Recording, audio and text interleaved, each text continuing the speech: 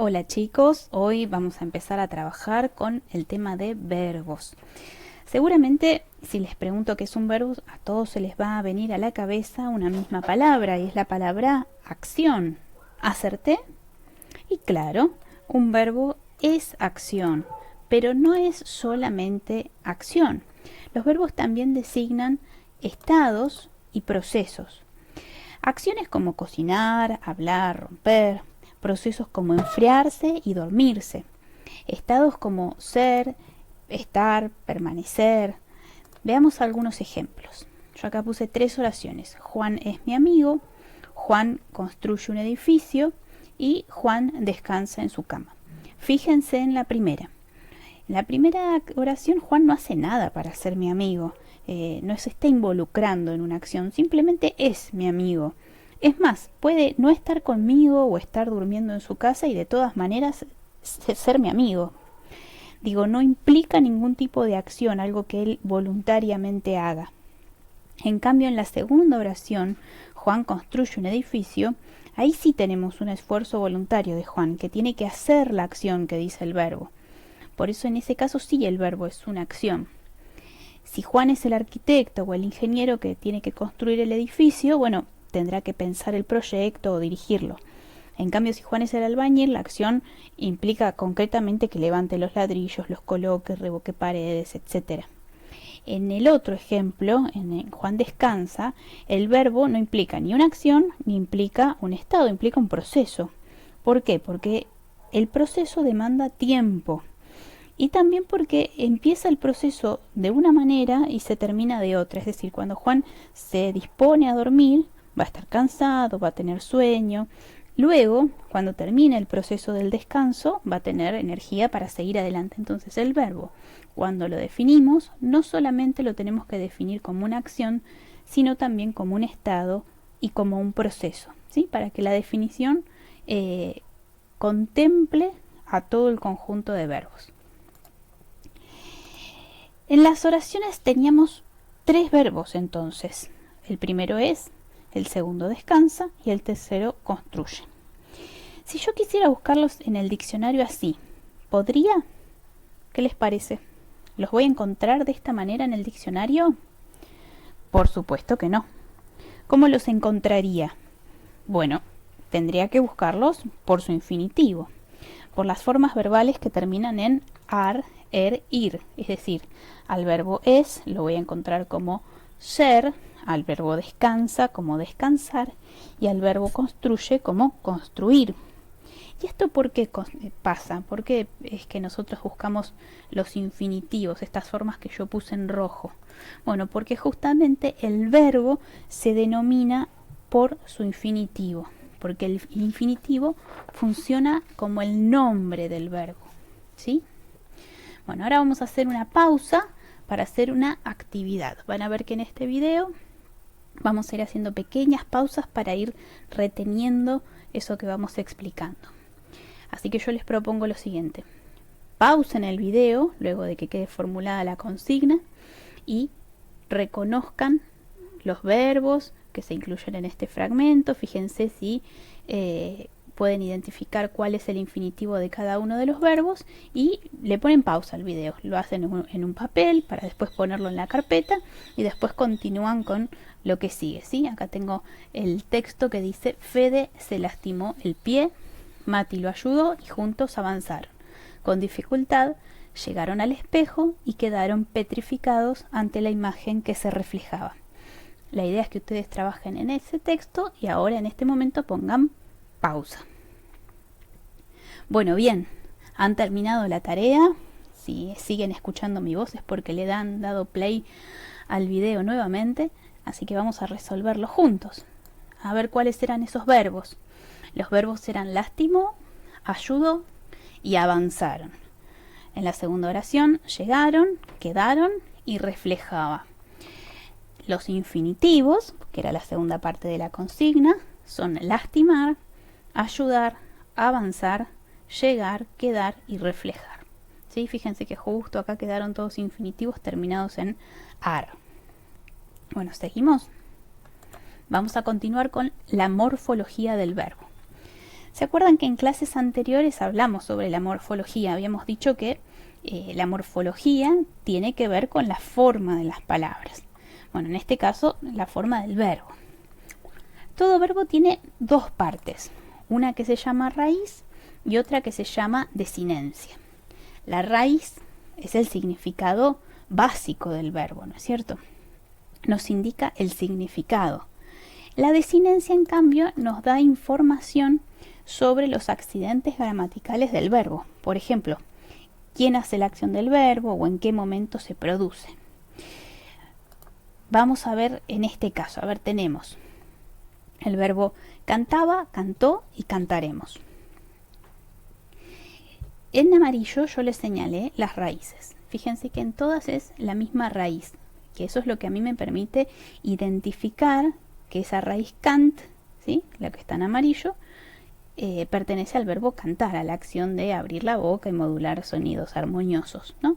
En cambio, las otras partes, lo que tienen encerrado en rojo, aba, la o acentuada y haremos, a mí me ofrece otra información, ¿no? Información sobre el tiempo, sobre la persona, sobre el número, ¿no?, que tiene que ver con estas formas variables del verbo que a mí me permiten identificar un montón de información, ¿sí?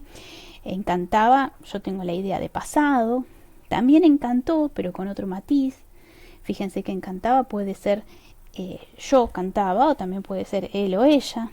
Encantó decididamente es él o ella, no puedo ser yo. Y encantaremos, en cambio, tengo la idea de la primera persona del plural, ¿no es cierto? Un nosotros que no cantamos ya en el pasado, sino que vamos a cantar en un futuro. Bueno, ahora nos vamos a meter de lleno en ese tema. Primero vamos a revisar qué pasa con la raíz, cómo identifico la raíz, ¿no?, para separarla de la desinencia. Bueno, justamente para saber cuál es el límite entre la raíz y la desinencia, tengo que seguir unos sencillos pasos. Primero tengo que pensar cuál es el infinitivo del verbo, ¿sí? Y luego tengo que quitarle a ese infinitivo la terminación ar, er, ir, que es lo que lo hace ser infinitivo, ¿no? De esa manera voy a quitar la desinencia de infinitivo y me va a quedar despojada la raíz. Por ejemplo, en el verbo comeremos, yo tengo que pensar en el infinitivo comer.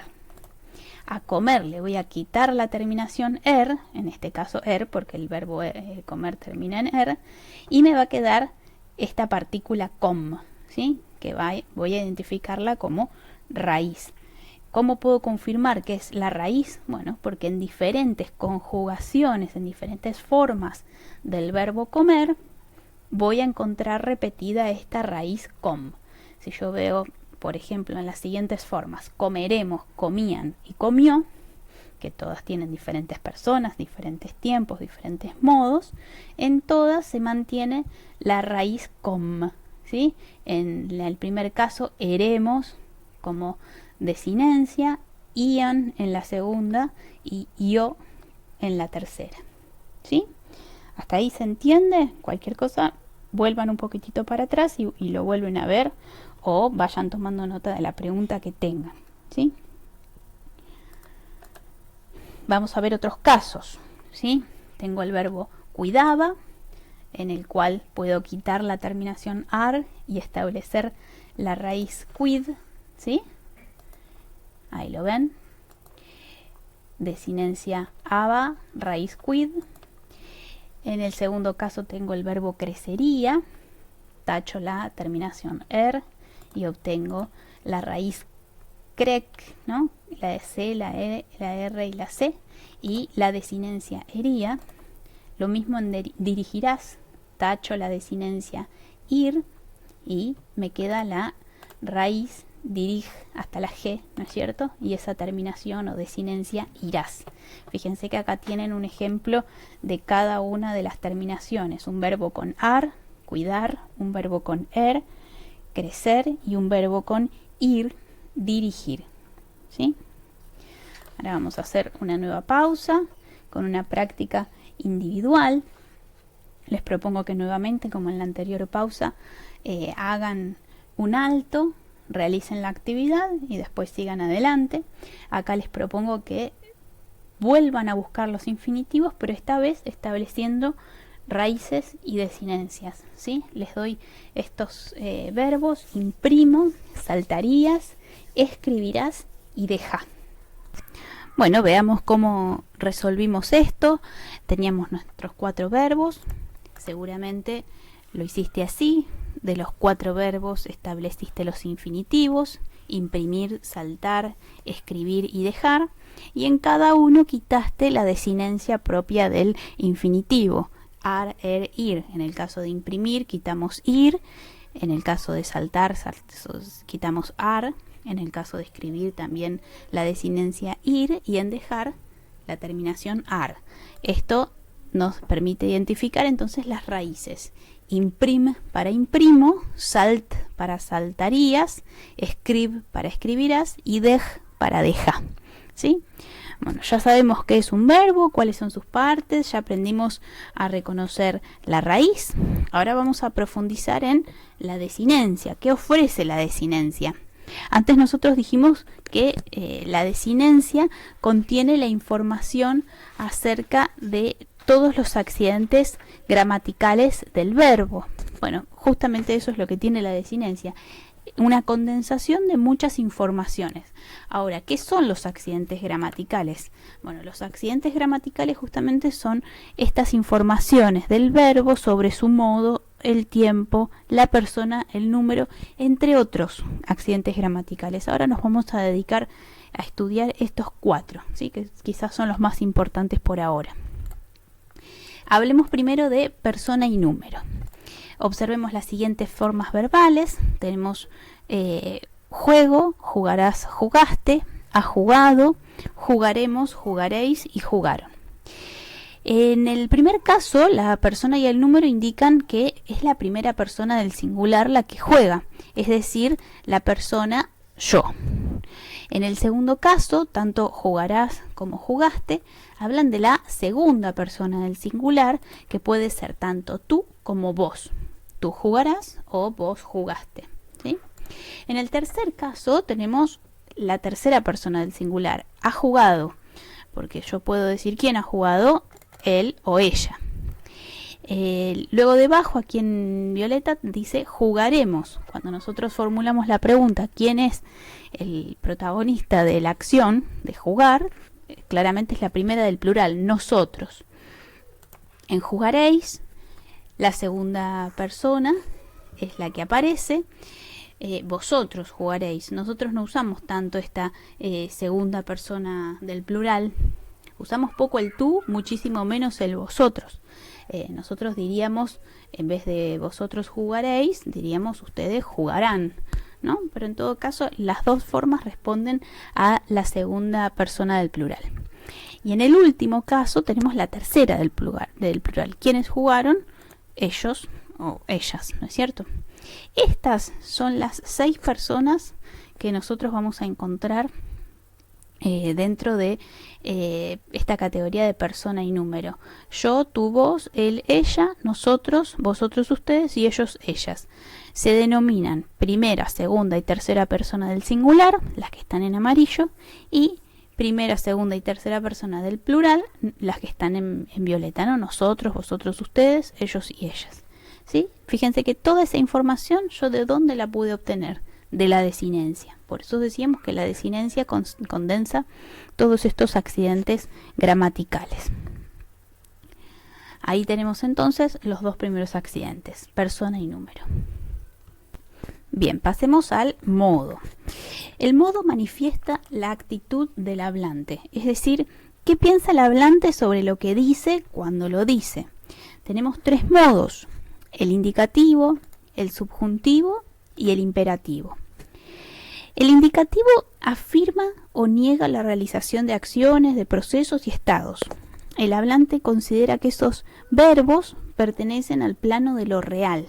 No importa si la acción la hice antes, si la hice después, si la voy a hacer en el momento, si la hizo otra de las personas gramaticales. Lo importante es que al momento en que yo expreso ciertas oraciones en modo indicativo, estoy considerando que eso es real, ¿sí? Es real al menos para mí. Yo creo en lo que estoy diciendo. Entonces, en las oraciones, por ejemplo, yo ordené la habitación, ordeno mi habitación, ordenaré mi habitación, para mí es algo real, es algo o bien que pasó, que está pasando, que va a pasar, pero que es real. En el modo subjuntivo, en cambio, se expresan deseos, dudas, probabilidades, ya no hay un grado de certeza alto sobre lo que se dice. Por eso es que el hablante elige en estos casos usar el modo subjuntivo y no el indicativo. Por ejemplo, en la frase ojalá ordene su habitación, es una expresión de deseo. El hablante lo que expresa con esa frase es justamente algo que está anhelando, algo que desea, pero que no sabe si va a suceder o no va a suceder, ¿sí? Cuando yo digo, ojalá mi hija ordene su habitación, bueno, no sé si realmente lo va a hacer o no lo va a hacer. Por eso, insisto, es un deseo. Fíjense que acá el subjuntivo enfatiza esta actitud del hablante con la palabra ojalá, ¿no? Que nos da esta idea de deseo. Por último, el modo imperativo, que se relaciona con la palabra imperar, implica imposición, imponerse, es el modo de las órdenes y de los pedidos, de esos pedidos exigentes, ¿no? Que no dejan lugar a que el otro diga que no. Es el tercer ejemplo que les incluí ahí. Fíjense ya el cambio en el modo de lo que dice el hablante, ordena tu habitación. Ya es una orden, es un pedido bien enfático, no hay posibilidad de que el otro no lo perciba como una orden, ¿sí? Entonces acá podemos visualizar en las primeras tres ideas, ordené, ordeno o ordenaré mi habitación, entonces esta actitud de lo real, en el subjuntivo esta idea de deseo, de probabilidad, y en el imperativo claramente una orden, ¿sí?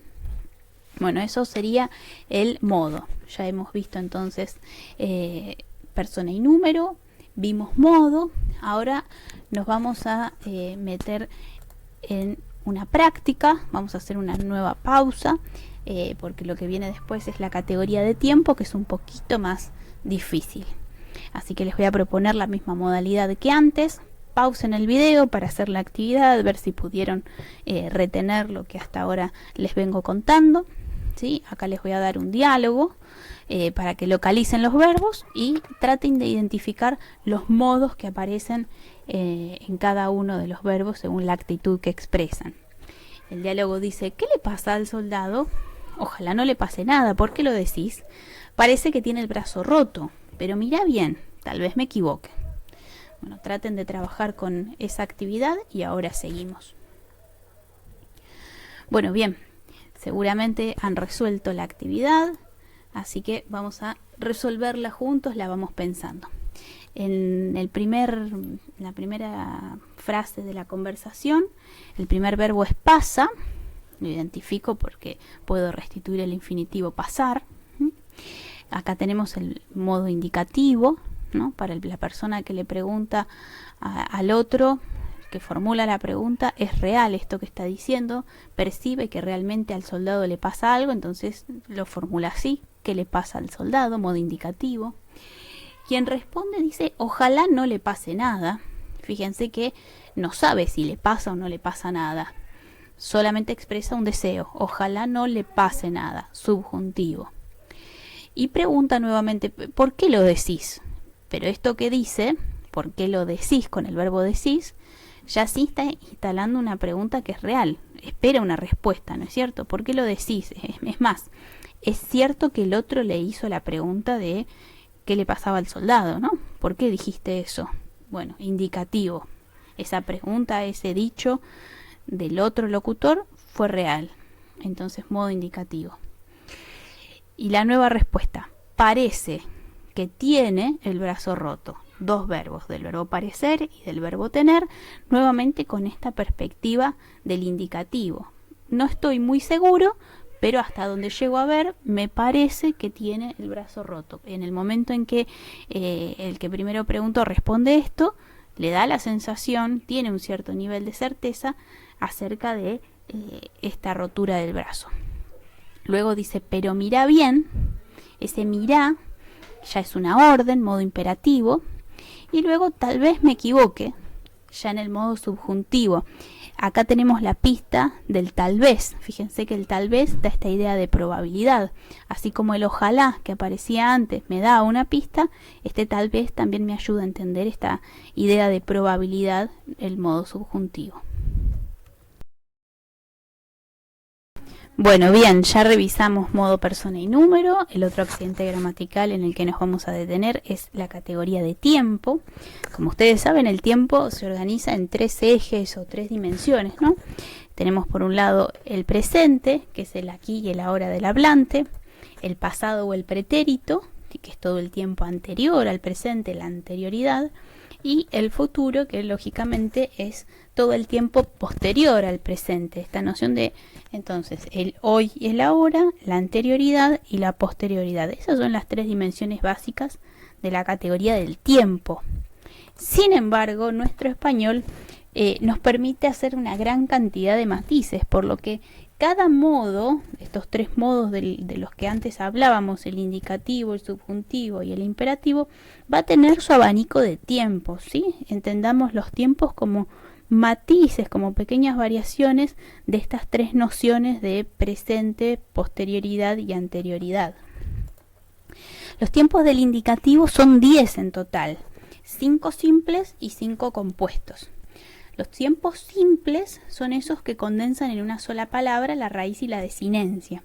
Los tiempos compuestos son esos que necesitan del verbo auxiliar haber más el participio para expresar las ideas de los accidentes morfológicos y el significado del verbo. Si ustedes ven los tiempos del indicativo que tienen en la primera columna, todos se expresan con una palabra.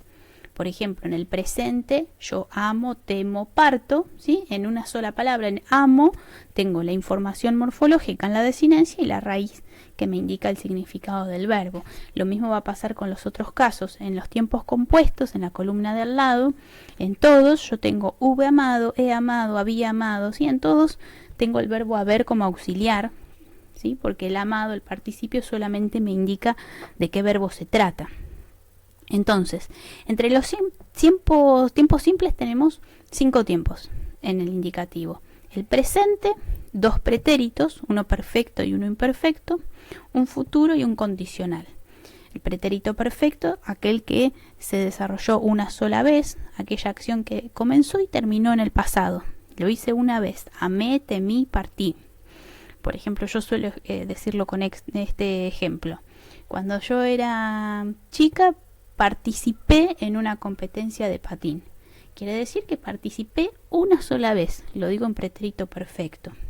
Ahora, si yo expreso cuando era chica yo patinaba, quiere decir que yo realicé esa acción de patinar durante un periodo de tiempo. ¿Sí? La diferencia entre el perfecto y el imperfecto justamente es una diferencia de aspecto. Mientras en el perfecto la acción se realiza una sola vez, se termina en el pasado, en el imperfecto tiene este aspecto durativo. En la columna de tiempos compuestos, de los tiempos del indicativo, ya no voy a tener presente, no hay forma de expresar el presente con un tiempo compuesto. Pero voy a tener 3 pretéritos, un futuro y un condicional. Fíjense que en el pretérito anterior voy a tener esta forma más arcaica, hube amado, hube temido, hube partido, que la voy a encontrar más que nada en la literatura. El pretérito perfecto, que digamos, sirve para lo mismo que el pretérito perfecto simple, solo que lo expresamos de otra manera. Nosotros no lo usamos tanto, pero existe la posibilidad y si lo usamos también lo podemos entender. He amado, he temido, he partido. En el pluscuamperfecto, había amado, había temido, había partido, se plantean las acciones anteriores al pasado, ¿no? Si yo, por ejemplo, digo, cociné fideos. Antes había ido al supermercado a comprarlos, ¿no? El pluscuamperfecto siempre expresa el pasado del pasado. Después lo vamos a ir viendo puntualmente, pero como para que entiendan que cada tiempo me permite marcar un punto diferente en la línea temporal. Después tengo el futuro perfecto, que es el complemento del futuro simple. Fíjense que usa la misma desinencia. En futuro simple del indicativo tengo amaré, y esa misma terminación es la que uso en el verbo auxiliar haber, habré amado. Y lo mismo va a pasar en el condicional. Entre el condicional simple y el condicional perfecto compuesto se repiten las desinencias, solo que en los tiempos simples la desinencia está incorporada en el mismo verbo, amaría, temería, partiría, y en la forma compuesta está en el verbo haber, habría amado, habría temido, habría partido. Fíjense también que en todos los casos yo les puse solo la primera persona del singular. Todas las conjugaciones de estos verbos pertenecen al verbo yo. Podríamos conjugar en las otras personas también, ¿sí? En el subjuntivo ya no voy a tener 10 tiempos, voy a tener 6. También con esta dinámica de tiempos simples y tiempos compuestos. En los tiempos simples, un presente, un pretérito y un futuro. Tanto el pretérito como el futuro van a ser imperfectos simples, ¿sí? Y en los tiempos compuestos voy a tener 2 pretéritos y un futuro. Nuevamente no tengo forma de presente en el tiempo compuesto. En el presente del tiempo simple, que yo ame, que yo tema, que yo parta. Digo que yo porque es mucho más sencillo de conjugar si agrego esa forma delante del verbo. En el pretérito imperfecto, la doble desinencia que caracteriza a este tiempo verbal, amara o amase. Las dos formas son correctas y las dos pertenecen a este tiempo. Temiera o temiese, partiera o partiese. En el futuro imperfecto, amare, temiere o partiere. Este es un tiempo que también se usa poquito, aparece más que nada en el ámbito legal, cuando se formulan las legislaciones. Por ejemplo, quien no cumpliere con esta norma será sancionado, ¿no? La idea de una probabilidad en el futuro.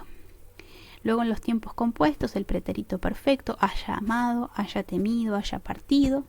El pluscuamperfecto, hubiera o hubiese amado, hubiera o hubiese temido, hubiera o hubiese partido. Fíjense que nuevamente el pretérito pluscuamperfecto usa desinencias de los tiempos simples, en este caso del pretérito imperfecto. Y el futuro perfecto también va a pasar lo mismo, va a usar las desinencias del futuro imperfecto. Hubiere amado, hubiere temido, hubiere partido. Hasta aquí entonces los 6 tiempos del subjuntivo. Ya tenemos los 10 del indicativo, los 6 del subjuntivo. Y por último, el único tiempo posible del imperativo, que es el presente. El presente y en segunda persona del singular. Fíjense que la única forma posible de dar una orden es que la primera persona le dé una orden a la segunda, ¿sí? Yo te ordeno que ames, yo lo tengo que plantear así: amá, temé, partí. Vení, mirá, ordena la pieza, escuchá, atendé, hacé silencio. En todos esos casos estoy dando órdenes, siempre hacia la segunda persona. A vos te doy una orden. Si yo quisiese darle una orden o hacer un pedido a la segunda persona del plural, también podría hacerlo. Podría decir, por ejemplo, ustedes escuchen, ustedes vengan. Pero en todos los casos, cuando me dirija a la segunda persona del plural, voy a estar copiando las desinencias del presente del subjuntivo. Por eso solamente voy a consignar la segunda persona del singular, ¿sí? No existen otros tiempos más que el presente, ya que solo podemos dar órdenes a otro y en el aquí y en el ahora, es decir, en el presente. Bueno, podemos ordenar, como les decía, la segunda persona, pero copiando las desinencias del subjuntivo. Bueno, como habrán visto, en todos los ejemplos aparecieron los mismos 3 verbos: amar, temer y partir. Esto se debe a que estos son los verbos modelos, que son los que muestran las desinencias que usan la mayoría de los verbos. Estos verbos modelos son los que a nosotros nos permiten seguir pensando siempre en cómo se conjugan todos los otros verbos. Es decir, por ejemplo, un verbo que termina en ar, como cantar, yo sé que va a conjugarse como el verbo amar. Si yo en el verbo amar digo, no sé, por ejemplo, en el pretérito perfecto digo yo amé, quiere decir que en el pretérito perfecto de cantar voy a decir yo canté. Por eso son verbos modelo, porque son verbos que a mí me indican cómo tengo que conjugar todos los demás, ¿sí? Bueno, hay un caso especial de verbo, que es aquel que se denomina verboide. Ustedes saben que el sufijo oide significa semejante o con forma de, es algo que no termina de ser aquello que plantea la base de la palabra. En este caso un verboide no termina de ser completamente un verbo, está como a medio camino, por eso se llama verboide. Los verboides son verbos que no están conjugados. Son formas verbales que no tienen información gramatical en sus desinencias. No puedo obtener ningún tipo de información a partir de sus desinencias. Son estas tres formas que terminan en ar, er, ir, a las cuales vamos a denominar como infinitivos, eso nosotros ya lo sabemos. Ado, ido, como amado, temido y partido. Ando, endo, como amando, temiendo y partiendo. Estas terminaciones no me ofrecen a mí ningún tipo de información sobre quién hace la acción, cuándo la hace o qué actitud tiene el hablante. Por eso decimos que son verboides, son formas no conjugadas del verbo. Fíjense que de acuerdo a estas terminaciones, yo es que voy a poder agrupar los verboides en tres grandes grupos. Los que terminan en ar, er, ir, que son nuestros conocidos infinitivos. Recuerden que hablamos de infinitivos cuando dijimos que el infinitivo era el nombre del verbo, y también cuando trabajamos con raíces y desinencias teníamos que recuperar los infinitivos para poder plantear nuestras raíces. Y vamos a agregar ahora que los otros dos tipos de verboides son los participios y los gerundios. Los participios terminan en ado, ido, insisto, amado, temido, partido, y los gerundios son aquellos que terminan en ando, endo, amando, temiendo, partiendo, que es el equivalente a lo que ustedes en inglés conocen como el ing. Ese sería el gerundio, ¿sí? Entonces son verboides, aquellas formas no conjugadas del verbo y que tienen estas desinencias particulares y se agrupan en infinitivos, participios y gerundios, ¿sí?